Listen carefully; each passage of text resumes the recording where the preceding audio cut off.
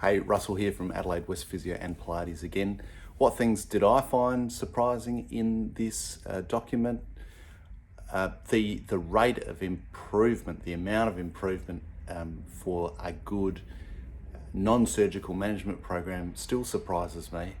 It's fantastic, and it gives you an idea of the hope that there is, the potential for change, the potential for improvement there is, even if someone has a diagnosis of osteoarthritis.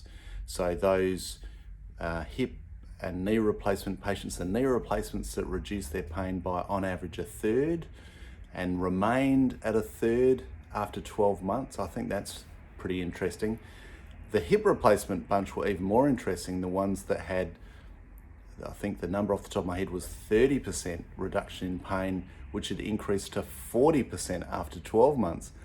That's really interesting to me. So the take-home message there is that even though the diagnosis is osteoarthritis, it doesn't mean that things can't be better or change or even improve without necessarily needing surgery. So that's the number one thing for me. And even as a physio, I find that surprising. It's really, really cool. The other thing I find really interesting, and I was surprised when I first heard about this a few years back, is this concept that the biggest predictor of osteoarthritis in the thumb is body mass index. And the reason that I find that surprising is you think of, oh, well, a hip or a knee, you'd expect that if someone's heavier, that might increase the rate of wear and tear. But why should that be a predictor of thumb osteoarthritis unless you do a lot of weight bearing on your thumb?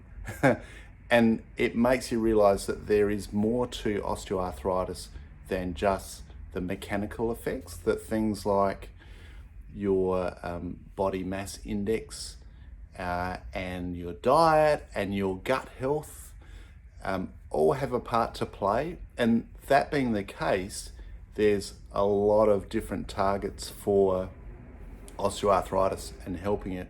So I guess the point that I'm making there is, and it reinforces one of the other points, is that, you know, X-rays and scans, they're great. They've got their place, particularly in ruling out nasty pathologies, but they don't actually give you much help with deciding when it's ready, when it's time to do a surgery on your knee or on your hip. And that's because the correlation between pain and pathology or changes in the joint is actually really weak.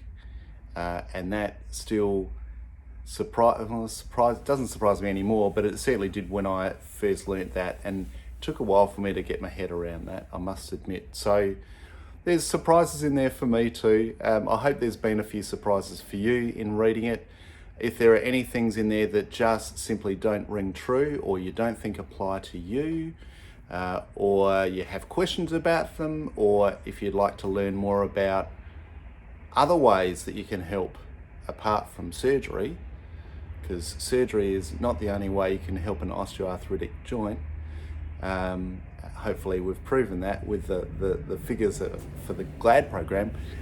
Give us a call or just hit reply to the email and we will get back to you. We can organise a time. You can have a chat with one of the physios free of charge, no obligation attached to it, no strings attached, just to have a chat with us and let us help you by answering any questions that you have.